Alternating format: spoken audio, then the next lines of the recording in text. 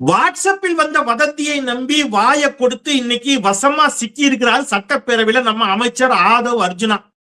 காண கண்கோடி வேண்டும் அந்த காட்சியை பார்க்கறதுக்கு கண்கொள்ளா காட்சி, கண்கொள்ளா காட்சி. நம்ம ஐயா ஏவாவேலு அவர்கள் ஒரு பக்கம் எந்திரிச்சு இப்படி வாங்க என்ன சொன்னீங்க அப்படின்னு அவர் ஒரு பக்கம், அப்புறம் நம்முடைய எதிர்கட்சி தலைவர் உதயநிதி ஸ்டாலின் அவர் ஸ்டைல்ல அவர் ஒரு பக்கம். அதாவது இந்த இந்த இது ஒரு வாட்ஸ்அப் கம்பெனி. எப்படி முன்னாடி பாஜக இதே வேலையை தமிழ்நாட்டுல பட்டுச்சோ அதே மாதிரி இப்ப தாவேகா பண்ணுது. எதையுமே என்ன செய்யறது கிடையாது, ஆய்ந்து அறிந்து ஆதாரப்பூர்வமா பேசுறது கிடையாது. வாட்ஸ்அப்ல இன்ஸ்டாகிராம்ல என்ன வருதோ அதை அங்க போய் என்ன செஞ்சிடணும், பேசிடணும். அப்படி இன்னைக்கு ஆதவர்ஜுனா என்ன பேசினா, பேசி வசமாக எங்கே சிக்கினா, எப்படி பல்பு வாங்கினா, இதையெல்லாம் தான் நாம இன்னைக்கு இந்த வீடியோல பார்க்க போயிட்டோம். அந்த பல்ப் வாங்கின வீடியோவையும் நீங்க ஒருவேளை பார்த்துக்க கூட, இருந்தாலும் இன்னொரு வாட்டி பாருங்க. அதை விட அதுக்கு அவருக்கு அங்க ஐயா ஏவாவேலு அவர்களுக்கு சட்டப்பேரவையில சபாநாயகர் குறைஞ்ச நேரம் தான் கொடுக்கணும், எல்லாரும் பேசணும், அதனால நேரம் கம்மியா இருக்கும். அதனால அவர் ஃபுல்லா அதுல டீட்டெயிலா பேச முடியல. நான் டேட்டோட ஆதாரத்தோட வச்சிருக்கிறேன். ஆதவர்ஜுனா அவர்கள் பல்பு வாங்கியதை நாம இன்னைக்கு என்ன செய்ய போறோம், வெடி போட்டு கொண்டாட போறோம். அப்படி ஒரு சம்பவத்தை பண்ண போறோம். வீடியோக்குள் செல்வோம். அனைவருக்கும் வணக்கம். இந்த தமிழ் கேள்வி மீண்டும் உங்களை சந்திப்பதில் மிக்க மகிழ்ச்சி. நான் செந்தில் வேல்வீச்சு. தமிழ் கேள்வி மறக்காம சப்ஸ்கிரைப் செய்து பாருங்கள், உங்கள் பேராதரவை தாருங்கள் என்று கேட்டு, முதல்ல நீங்க நம்ம இந்த வீடியோக்குள்ள போறதுக்கு முன்னாடி ஆதவர்ஜுனா பல்ப் வாங்கின வீடியோவை அதை நீங்க பாத்துருங்க. ஆதவர்ஜுனா பேச, அதுக்கு ஏவாவேலு பேச, அந்த வீடியோ நீங்க பார்க்கணும். பார்த்ததுக்கு அப்புறம் உள்ளபடியே திமுக தான் கொண்டு வந்துச்சு அந்த மசோதாவை. ரொம்ப நாளா இதெல்லாம் சொல்லிட்டு இருக்காங்க. நீட்டை கொண்டு வந்ததே திமுக, நீட்டை கொண்டு வந்ததே திமுக. இன்னைக்கு இருக்குது உங்களுக்கு கச்சேரி டேட்டோட. உங்களுக்கு நீட்ல உள்ளபடியே என்ன நடந்துச்சு அப்படின்னு தெரிந்து கொள்ள வேண்டும் என்ற ஆர்வம் மனப்பூர்வமாக உங்களுக்கு இருந்தா இந்த டிபேட்டை பாருங்க. இது உங்களுக்கு ஒரு குட்டி லைப்ரரி, ஒரு மினி கம்ப்யூட்டர், அவ்வளோத்தையும் சொல்ல போறேன் இன்னைக்கு. ரைட்டா? ரைட். இப்ப நீங்க முதல்ல ஆதவர்ஜுனா பல்ப் வாங்கிய வீடியோ பாருங்க. தம்பி அதை போட்டு விடுங்க. வரலாறு பத்தி பேசல, ஒரே ஒரு பதிவு மட்டும். நீட் மசோதா நாடாளுமன்றத்தில் அறிமுகம் செய்தவர் திமுக சார்பில் சுகாதாரத்துறை இணையமைச்சராக இருந்த திரு காந்தி செல்வன் அவர்கள். இது ஒரு வரலாறு, அது பதிவு.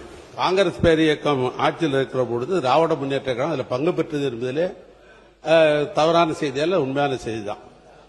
அப்பொழுது நாமக்கல்லை சேர்ந்த காந்தி செல்வன் என்பது அவர் சாதாரண ராஜாங்க துணை மந்திரியாகத்தான் இருந்தார். அவர் நாடாளுமன்றத்தில் இந்த நீட்டு தேர்வை அவர் அறிமுகப்படுத்தவில்லை. பொதுப்பணித்துறை அமைச்சுக்கு சொல்கிறேன். குலாம் நபி ஆசாத் அவர்கள் காங்கிரஸ் இயக்கத்தை சேர்ந்த மூத்த அமைச்சர் அவர்கள். அவர்தான் சட்டம் நாடாளுமன்றத்தில் அறிமுகப்படுத்தி பேசினார ஒழிய, ஏன்னா காங்கிரஸ் அமைச்சர் அவருக்கு தெரிஞ்சுக்கிறதுக்காக நான் சொல்றேன். நாங்க இணை அமைச்சர்லாம் எப்பவுமே நாடாளுமன்றத்தில் எல்லாம் அறிமுகப்படுத்த முடியாது. நாங்க இருந்தோம். ஆனா அதே நேரத்தில் கேபினெட்ல நாங்க தமிழ்நாட்டில் இந்த நீட்டு தேர்வை நாங்க ஏற்றுக்கொள்ள மாட்டோம் என்று தமிழ்நாட்டு முதலமைச்சராக இருக்கிற கலைஞர் சொன்ன கருத்தையும் அந்த கேபினெட்ல சொல்லப்பட்டது மட்டுமல்ல, அப்பொழுது முதலமைச்சராக இருந்த கலைஞர் அவர்கள் கடிதமே எழுதினார். என்ன எழுதினார்னா, தமிழ்நாட்டுக்கு நீட்டு ஒத்து வராது, நாங்கள் இங்க அறிமுகப்படுத்த மாட்டோம், ஏற்றுக்கொள்ள மாட்டோம் என்று சொன்னார்கள். அவருக்கு உத்தரவாதம் கொடுத்தாங்க, நாங்க தமிழ்நாட்டில் நாங்க நிறைவேற்ற மாட்டோம், ஏற்றுக்கொள்ளுகிற மாநிலத்தை அவங்க ஏற்றுக்கொள்ளட்டும் என்று சொன்னார்கள். அதனால்தான் தடை இருந்தது. அவர் இருக்கும் போது தடை இருந்தது. அதற்கு பின்னால் ஆண்ட அம்மையார் அவர் காலத்திலும் நீட்டு தேர்வு நுழையல. அதுதான் வரலாறு. பாத்துட்டீங்களா?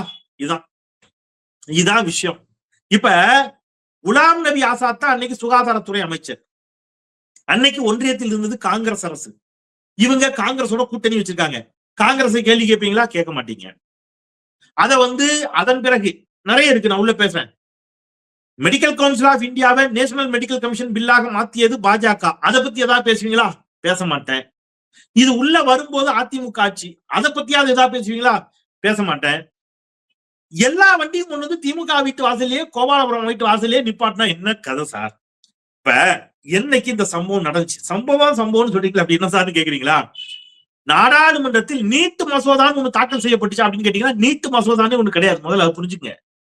Medical council of India bill, அது பேரு. மெடிக்கல் கவுன்சில் ஆஃப் இந்தியாவினுடைய சட்ட திட்டங்களில் சில திருத்தங்களை கொண்டு வராங்க, மசோதா. அதுதான் அந்த பில். நீட் அப்படிங்கிற பில்லே கிடையாது. நீட்டுங்கிறது அந்த தேர்வுக்கு பேர் தான் நீட். அந்த சட்ட திருத்த மசோதாவிற்கு பேரு medical council of India bill. இது ஏன் கொண்டு வந்தாங்க அப்படின்னு கேட்டீங்கன்னா, வியாபம் ஊழல் அப்படின்னு ஒண்ணு கேள்விப்பட்டிருப்பீங்க. வியாபம் பாஜக ஆளும் மாநிலத்துல நடந்த ஒரு பெரிய முறைகேடு.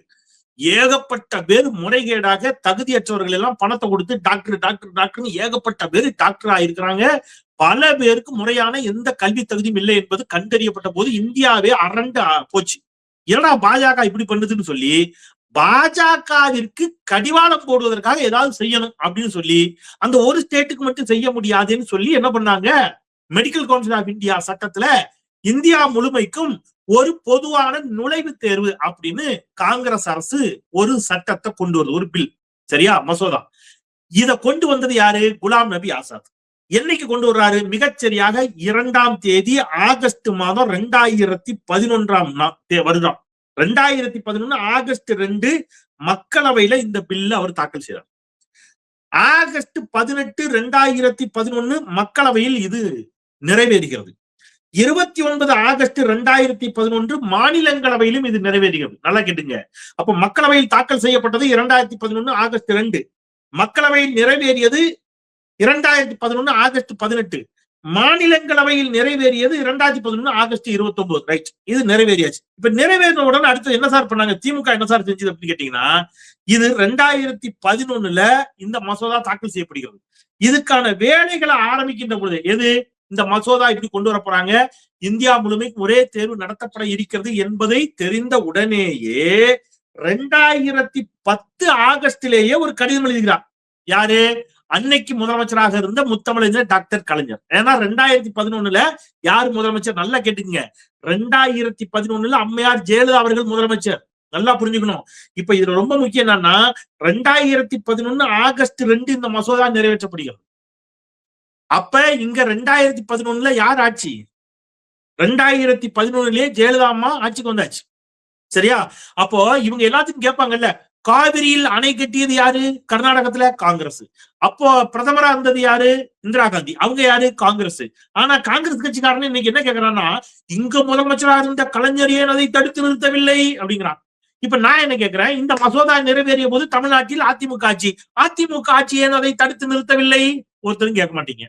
அப்ப 2010 முத்தமிழறிஞர் டாக்டர் கலைஞர் அன்னைக்கு மன்மோகன் சிங்கும் கடிதம் எழுதுகிறார், குலாம் நபி ஆசாத்துக்கும் கடிதம் எழுதுகிறார். என்ன சொல்றாரு? இந்த பாருங்க, நீங்க இப்படி ஒரு தேர்வு நடத்த முடிவு பண்ணிருக்கிறதாக செய்தி வருகிறது. இது தமிழ்நாட்டில் நாங்கள் அனுமதிக்கவே முடியாது, இதை ஏற்றுக்கிட மாட்டோம். ஏன் ஏற்றுக்கொள்ள மாட்டோம்னு ஒரு காரணம் எடுக்கிறார். தமிழ்நாட்டில் மருத்துவம் உள்ளிட்ட தொழில்முறை படிப்புகளுக்கான நுழைவுத் தேர்வு ஏற்கனவே ரத்து செய்யப்பட்டுள்ளது. அதுக்கு முன்னாடி இன்ஜினியரிங் காலேஜுக்கு என்ட்ரன்ஸ் இருந்துச்சு. கலைஞர் வந்துதான் எல்லாத்தையும் எடுத்தார்.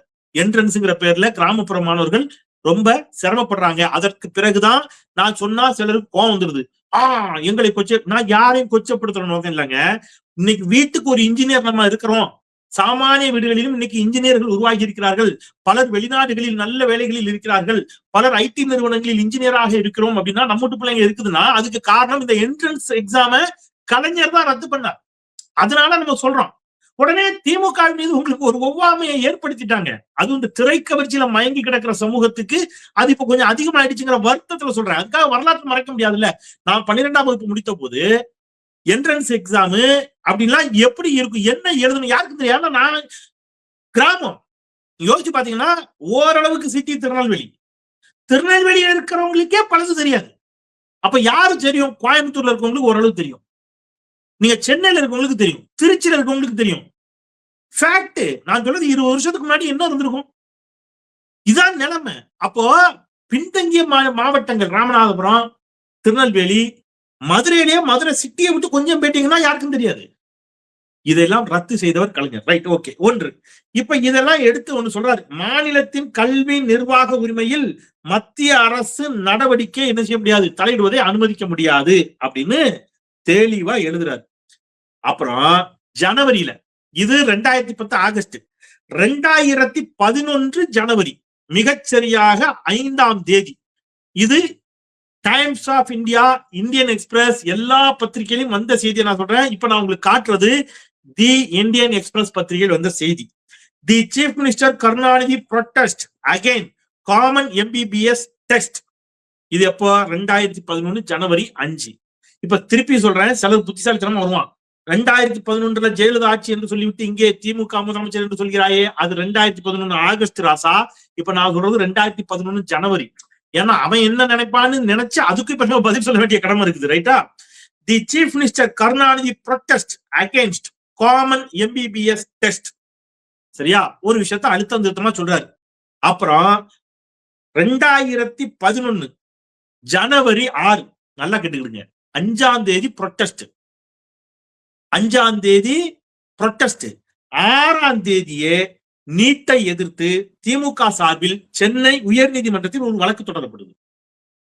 இத ஒரு போராட்டத்துல கலந்து கொண்ட இன்றைய திராவிட முன்னேற்ற கழகத்தின் தலைவர் முன்னாள் முதலமைச்சர் முத்துவேல் கருணாநிதி ஸ்டாலின் அவர்கள் பத்திரிகையாளர்களுக்கு பேட்டி கொடுக்கிறார். அந்த செய்தி நான் உங்களுக்கு காட்டுறேன். அவர் சொல்றாரு, எஸ், நாங்க வழக்கு தொடுத்தோம், வழக்கு தொடுத்து நீட்டுக்கு ஸ்டேவும் வாங்கியது.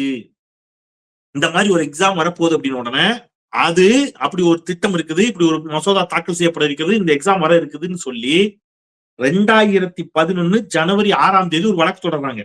வழக்கு தொடரப்பட்டு ஸ்டே பெறப்படுகிறது. இப்ப நான் உங்களுக்கு செய்தி காட்டுறேன். NEET introduced to promote coaching centres say Stalin. இப்ப இங்க ஸ்டே வாங்கிட்டாங்க. ஸ்டே வாங்கிய பிறகு சுப்ரீம் கோர்ட்ல வழக்கு போகுது. சுப்ரீம் கோர்ட்ல யார் வழக்கு போடுறா அப்படின்னு கேட்டீங்கன்னா, Christian medical college Vellore versus union government of India, CMC நம்ம சொல்றோம் இல்லையா, வேலூர். அந்த வேலூர் சிஎம்சில இருந்து இதை எதிர்த்து ஒரு வழக்க சுப்ரீம் கோர்ட்டுக்கு போறாங்க. திமுக ஹைகோர்ட்ல வழக்கு தொடர்ந்து ஸ்டே வாங்கிடுச்சு. சிஎம்சி சுப்ரீம் கோர்ட்டுக்கு போறாங்க. போய் 18/7/2013 அன்று எம்சிஐ மற்றும் டிசிஐ கொண்டு வந்த நீட் ரெகுலேஷனை செல்லாது என உச்சநீதிமன்றம் தீர்ப்பு கொடுத்துருச்சு. தமிழ்நாட்டுக்கு ஒரு விலக்க சட்ட ரீதியாக திமுக பெறுகிறது. மற்ற மாநிலங்கள்ல இதை இம்ப்ளிமெண்ட் பண்றாங்க. அதுல சிஎம்சி உள்ளிட்டவை பாதிக்கப்படுகின்ற பொழுது, ஏன்னா சிஎம்சி நல்லா புரிஞ்சுக்குங்க, அது அட்டானமஸ் பாடி. சிஎம்சி, அதனால நான் சென்னை மெட்ராஸ் மெடிக்கல் காலேஜுக்கும் சிஎம்சிக்கும் வேறுபாடு இருக்குது. அதேதான் யாருக்கு, எய்ம்ஸுக்கு ரொம்ப நாள் எது கிடையாது, நீட்டு கிடையாது. நல்லா புரிஞ்சுங்க. அதை நாங்க பல பேருக்கு கேட்டிருக்கிறோம். ஏன் எய்ம்ஸுக்கு மட்டும் கிடையாது, ஏன் பாண்டிச்சேரி ஜிப்மருக்கு கிடையாது, ஏன் சிஎம்சிக்கு கிடையாது, இந்த கேள்வி எல்லாம் பல வருஷம் வந்திருக்குது. இப்ப சிஎம்சி என்ன பண்ணுது, 2013 ஜூலை 18 உச்ச நீதிமன்றத்துல ஒரு தீர்ப்பை பெறுகிறது. என்ன தீர்ப்பு, இப்படி ஒரு தேர்வை நடத்தக்கூடாது, மெடிக்கல் கவுன்சில் ஆஃப் இந்தியாவுக்கு இப்படி ஒரு தேசிய நுழைவுத் தேர்வை நடத்தும் அதிகாரம் இல்லை, மாநிலங்களின் மற்றும் மருத்துவ நிறுவனங்களின் சேர்க்கை அதிகாரத்தை இவ்விதிமுறைகள் பாதிக்கின்றன அப்படின்னு ஒரு தீர்ப்பு 2013. நல்ல கவனமா கேட்டுவாங்க. குலாம் நபி ஆசாத் தாக்கல் செய்கிறார். திமுக கடுமையாக எதிர்க்கிறது. தமிழ்நாட்டுல நீட் இம்ப்ளிமெண்ட் பண்ணப்படல. சென்னை ஹைகோர்ட்ல ஒரு வழக்கு போடுது திமுக. அந்த வழக்கு நான் என்னாச்சுன்னு கூட உங்களுக்கு கரெக்டா சொல்றேன். ஸ்டாலின் சொன்னதே உங்களுக்கு சொல்றேன். அந்த செய்தியை காட்டுங்க தம்பி. அதுல ஸ்டாலின் தெளிவா சொல்றாரு. என்னன்னு சொல்றாரு, the party wrote a letter to the union health minister Ghulam Nabi Azad against implementing NEET on January 6, 2011. We filed a case against NEET in the Madras High Court and obtained a stay. Later, Supreme Court scrapped NEET. He said. He means Stalin. இது எல்லா பத்திரிகையிலும் வந்த செய்தி, times of இந்தியால வந்த செய்தி, ஸ்டாலின் சொன்னது. ரைட்டா? இப்ப நான் திருப்பி விஷயத்துக்கு வர்றேன். இப்ப 2013 சுப்ரீம் கோர்ட் ஒரு பக்கம் ரத்து பண்ணிடுச்சு. அப்ப 2013 வரைக்கும் தமிழ்நாட்டுல நீட் இல்ல. அப்ப 2014 வந்துச்சா? 2014 வரல. 2014 என்ன நடந்துச்சுன்னு சொல்றேன். 2014 ஆட்சி மாற்றம் ஏற்படுகிறது ஒன்றியத்தில். பாஜக ஆட்சிக்கு வருது. பாஜக ஆட்சிக்கு வந்த பிறகு 2016 பாஜக ஆட்சிக்கு 2 ஆண்டுகளில் நீட் மீண்டும் உயிர் பெறுகிறது. 2013 தீர்ப்புக்கு எதிராக, சுப்ரீம் கோர்ட் தீர்ப்புக்கு எதிராக அன்றைக்கு ஒன்றிய அரசு, பாஜக அரசு medical council of India review பெட்டிஷனை தாக்கல் செய்கிறார். யூனியன் கவர்மெண்டும் போது, மெடிக்கல் கவுன்சில் ஆஃப் இந்தியாவும் போது. ஒரு ரிவ்யூ பெட்டிஷன், சுப்ரீம் கோர்ட் உத்தரவுக்கு ரிவ்யூ, மறுசீராய்வு. அதுல ஏப்ரல் 11, 2016 அன்று சுப்ரீம் கோர்ட் 2013 தீர்ப்பை ரீகால் செய்தது, திரும்ப பெற்றது. இதுல ஒண்ணு தெரியுமா, 2013 தீர்ப்பு கொடுத்த ஒரு நீதிபதியே இந்த இதுல இருந்தார். எதுல? இவங்க மறுசீராய்வு மனு போட்டாங்கல்ல, அதுல. இப்ப 2016 ஏப்ரல் 11 ரீகால் பண்றாங்க அந்த தீர்ப்பை. 2013 தீர்ப்பை ரீகால் பண்றாங்க. 2016 ஏப்ரல் 28 அன்று நீட் நடத்துவதற்கான வழிகள் எல்லாம் திறக்கப்பட்டன. எப்ப? 2018. இப்ப 2018 நாடு முழுவதும் நீட்டிற்கு இருந்த அனைத்து தடைகளும் நீக்கப்பட்ட போது ஒன்றியத்தில் பாஜக ஆட்சி, தமிழ்நாட்டில் அதிமுக ஆட்சி. அப்ப இன்னைக்கு தாவேகா கூட்டணியில் இருக்கக்கூடிய விசிக, காங்கிரஸ், கம்யூனிஸ்ட், IUML எல்லோரும் சேர்ந்து திமுகவோடு ஒரு போராட்டத்தை நடத்துறாங்க. அது போன்ற போராட்டங்களில் இருந்துதான் என்ன செய்யுது, இந்த அணியே உருவாகுது. இன்னைக்கு உருவான ஒரு அணி இருக்குல்ல, லாங்கா டிராவல் பண்ணாங்களா இந்த அணி. 2019 தேர்தல், 2024 தேர்தல், 2021 தேர்தல், எல்லாம் 2 நாடாளுமன்ற தேர்தல், ஒரு சட்டமன்ற தேர்தலாம் பயணித்தார்கள் அல்லவா. இது எங்க உருவாச்சுன்னா இது போன்ற போராட்ட களங்களில் தான் உருவாச்சு. டைம்ஸ் ஆஃப் இந்தியாவோட அந்த செய்தி உங்களுக்கு காட்டுறேன் பாருங்க. தி DMK on Wednesday accused the AIADMK government of introducing NEET in Tamil Nadu to promote coaching centers across the state. Jayalalithaa அம்மையார் மரணம் அடைகிறார்கள். அங்க நீட்டுக்கான சுப்ரீம் கோர்ட்டோட தீர்ப்பை அவங்க மறுசீராய்வு மனுல ரீகால் பண்றாங்க. பாஜக அரசு இந்தியா முழுமைக்கு நீட்டை கட்டாயப்படுத்துகிறது. அப்ப இங்க ஜெயலலிதா அம்மையார் மரணம் அடைந்து, அப்ப இங்க எடப்பாடி பழனிசாமி இங்கே என்ன இருக்கிறாரு, அதிகாரத்தில். ரைட்டா? அப்ப திமுக அதனுடைய கூட்டணி கட்சிகளோடு தி DMK, the Congress, the CPI, the CPM, the VCK, the IUML and other smaller parties staged protests across the state against NEET and demanded a probe into the death of medical aspirant Anita. அனிதாவின் மரணத்திற்கு நீதி கேட்டும் நீட்டை ரத்து செய்ய சொல்லியும் இந்த கட்சிகள் அனைத்தும் ஒன்றுபட்டு போராடினார்கள். இது டைம்ஸ் ஆஃப் இந்தியால 2017 செப்டம்பர் 15 பதிவான செய்தி. இப்போ உங்களுக்கு திருப்பி நல்லா தெளிவா சம்ம பண்ணிடுறேன். இதோட நான் நிறைவு செய்றேன். ஃபர்ஸ்ட், பாஜகவின் வியாபம் ஊழலுக்காக காங்கிரஸ் ஒரு நுழைவுத் தேர்வை மருத்துவ கல்வியில் கொண்டு வருகிறது. உங்களோட வச்சுக்கோங்க, எங்களுக்கு மருத்துவத்துறை மிகச் சிறப்பானதாக இருக்கிறது, நாங்க இன்ஜினியரிங்கே என்ட்ரன்ஸ் வேணான்ட்டோம், அதனால நாங்க ஏற்றுக்கொள்ள மாட்டோம் என்று கலைஞர் சொன்ன போது காங்கிரஸ் விருப்பப்பட்ட மாநிலங்கள் வைத்துக் கொள்ளலாம் என்ற முடிவுக்கு அதை விட்டுட்டாங்க. காங்கிரஸ் திணிக்கல. நல்லா புரிஞ்சுங்க, விட்டுட்டாங்க. தமிழ்நாட்டுக்கு எப்பொழுதும் சில பிரத்யேக தன்மைகள் உண்டு. இந்தியா முழுவதும் மும்மொழி கொள்கை, ஆனால் தமிழ்நாட்டில் மட்டும் இருமொழி கொள்கை. இந்தியாவிற்குள் எந்த மாநிலத்திற்கும் நாடு என்று பெயர் கிடையாது, தமிழ்நாட்டிற்கு மட்டும்தான் தமிழ்நாடு என்று பெயர். இந்தியாவிற்குள் ஒரு நாடு என்று பெயரில் ஒன்று இருக்கிறது என்றால் அது தமிழ்நாடு. இதை எல்லாம் சாத்தியப்படுத்தி காட்டியது திமுக. இருமொழி கொள்கை தமிழ்நாட்டில் மட்டும்தான் சாத்தியப்படுத்தி காட்டியது திமுக. தமிழ்நாடு என்று பெயர் வைத்த பெயர் மாற்றத்தை அதிகாரப்பூர்வமாக கொண்டு வந்து நிறுத்தி காட்டியது திமுக. சுயமரியாதை திருமண சட்டம் இந்தியாவில வேற எங்கேயும் கிடையாது, நடத்தி காட்டியது திமுக தமிழ்நாட்டுல. அந்த மாதிரி தமிழ்நாட்டுக்கு என்று பிரத்யேக தன்மைகள் உண்டு. 69 விழுக்காடு இடஒதுக்கீடு இந்தியாவில வேற எந்த ஸ்டேட்லயும் கிடையாது, தமிழ்நாட்டில் மட்டும்தான். இந்தியா முழுவதும் 50 விழுக்காட்டை தாண்டாத இடஒதுக்கீடு, தமிழ்நாட்டில் மட்டும் 69 விழுக்காடு இடஒதுக்கீடு. இந்தியாவின் மற்ற மாநிலங்களில் லாட்டரி விற்பனை உண்டு, தமிழ்நாட்டில் கிடையாது. புரியறதுக்காக சொல்றேன், பிரத்யேகமா தமிழ்நாட்டுக்கு என்று சில சிறப்பம்சங்கள் உண்டு. அந்த மாதிரி நீட்டும் தமிழ்நாட்டுல இல்லாம இருந்துச்சு. எப்ப வருது? கலைஞர், ஜெயலலிதா 2 பெரும் ஆளுமைகளும். கலைஞர் பொறுப்பில் இல்லை, பதவியில் இல்லை. ஜெயலலிதா அம்மா காலமாகிறார். எடப்பாடி பழனிசாமி ஆட்சி காலத்தில் அவர் பவர்ல இருக்கும்போது இந்த நீட் தமிழ்நாட்டிற்குள் வருகிறது. அதை எதிர்த்து திமுக இந்த நிமிடம் வரை சண்டையிடுகிறதுன்னு சொன்னா இவங்க அந்த அதிமுக கேள்வி கேட்க மாட்டாங்க, பாஜகவை கேள்வி கேட்க மாட்டாங்க. இன்னொன்னு தெரியுமா, இப்ப மெடிக்கல் கவுன்சில் ஆஃப் இந்தியாவே கிடையாது, நேஷனல் மெடிக்கல் கமிஷன் மாத்திட்டாங்க பாஜக. நேஷனல் மெடிக்கல் கமிஷன் பில், அது ஒரு அமெண்ட்மெண்ட் கொண்டு வந்துட்டாங்க. அதுலவா நெக்ஸ்ட் வரைக்கும் கொண்டு வந்துட்டான். என்னன்னு, national eligibility come entrance test இருந்துச்சு இல்லையா, நுழைவுத் தேர்வு. இப்போ national eligibility come exit test, வெளியே போறதுக்கு ஒரு டெஸ்ட் எழுதணும். MBBS படித்து முடித்து அதன் பிறகு ஒரு டெஸ்ட் எழுதணும். இப்படி எக்ஸாம் மேல எக்ஸாமா பாஜக வைத்துக் கொண்டிருக்கிறது. நான் பகிரங்கமாக தாவேக அரசுக்கு சவால் விடுகிறேன்.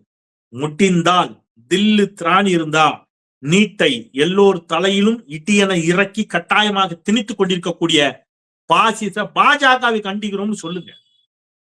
அதை விட்டுட்டு இன்னும் சரியா மக்களை அப்படிலாம் சிலரை சில காலம் ஏமாற்றலாம், பலரையும் பல காலம் ஏமாற்ற முடியாது. ஆண்டாண்டு காலமா எல்லா பிரச்சனையும் கொண்டு வந்து திமுக தலையில் எழுதிடணும். நானும் டேட் ஆதாரத்தோட அத்தனையும் உடைச்சுக்கிட்டு இருக்கேன். கச்சத்தீவு பிரச்சனையும் உடைச்சேன். கச்சத்தீவு கொடுக்கப்பட இருக்கிறது என்ற செய்தி வந்த உடனே ஒப்பந்தம் எல்லாம் கையெழுத்தாவதற்கு முன்பாகவே கலைஞர் தன் போராட்டத்தை தொடங்கினார். அதெல்லாம் கிடையாது, கலைஞர் தான். டாஸ்மாக் நிறுவனத்தை தொடங்கியவரே எம்ஜிஆர்.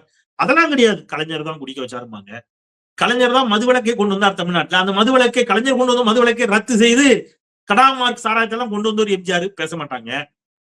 டாஸ்மாக் நிறுவனத்தை ஆரம்பித்தவர் எம்ஜிஆர், பேச மாட்டாங்க. டாஸ்மாகை சில்லறை விற்பனையில் நேரடியாக கொண்டு வந்தவர் அம்மையார் ஜெயலலிதா, பேச மாட்டாங்க. எதுவும் பேச மாட்டாங்க. திமுக ஆட்சிக்கு வந்தால் பூரண மதுவிலக்கை அமல்படுத்துவேன் என்று 2016 நல்ல அண்டர்லைன் பண்ணிக்க, 2016 உறுதியாக சொன்ன போது இவங்க யாரும் ஓட்டு போட்டு திமுக ஆட்சியில் அமர்த்தல. மீண்டும் அதே ஜெயலலிதா அம்மையாரை ஆட்சியில் அமர்த்தினார்கள். திமுக தன்னுடைய நிலைப்பாட்டை மாற்றிக்கொண்ட பிறகு 2021 திமுக தன் நிலைப்பாட்டை மாத்திக்கிச்சு. அதெல்லாம் கிடையாது, திமுக தான் திருப்பியும். காவிரி ஆற்று நீர் சிக்கலுக்கு 1924 ஒப்பந்தத்தில் தொடங்கி அத்தனையும் நான் விரிவாக பதிவு செய்திருந்தேன். இன்றைக்கு பலரிடமும் அது போய் சேர்ந்திருக்கிறது. பலரும் அதை எடுத்து இன்றைக்கு பேச தொடங்கி இருக்கிறார்கள் என்பது மகிழ்ச்சி. எதை எடுங்களா எல்லாம். இப்ப அதே மாதிரி இந்த நீட்டு போய் எத்தனை நாள் சொல்லுவீங்க? இன்றைக்கு சட்டப்பேரவையிலேயே அமைச்சர் ஆதவர்ஜனா அம்பலப்பட்டிருக்கிறார்.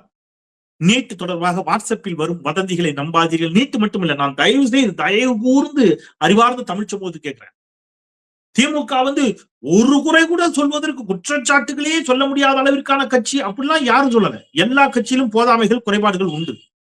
ஆனா அநியாயமா எல்லாத்தையும் தூக்கி எழுதாதீங்க. தேடுங்க, வாசிங்க, படிங்க. ஒரு 10 நிமிஷம் செலவிட்டீங்கன்னா உங்களுக்கு தரவுகள் கிடைக்கும், படிக்க முடியும். படிக்கிறது இல்ல, தேடுறது இல்ல, தரவுகளை தேடுறது இல்ல. நான் உங்களை சொல்ல, பாக்குற சொந்தங்களை சொல்ல. இன்னைக்கு அமைச்சர் ஆதவர்ஜனா பேசினாலே அந்த மாதிரி வாட்ஸ்அப்பை பார்த்துட்டு மேடைகளில் பேசக்கூடியவர்களை சொல்றேன்.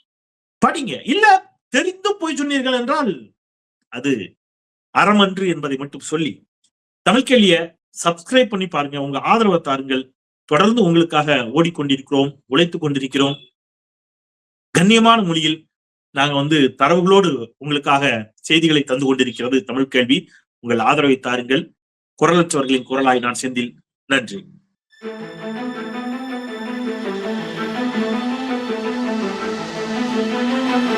Thank you.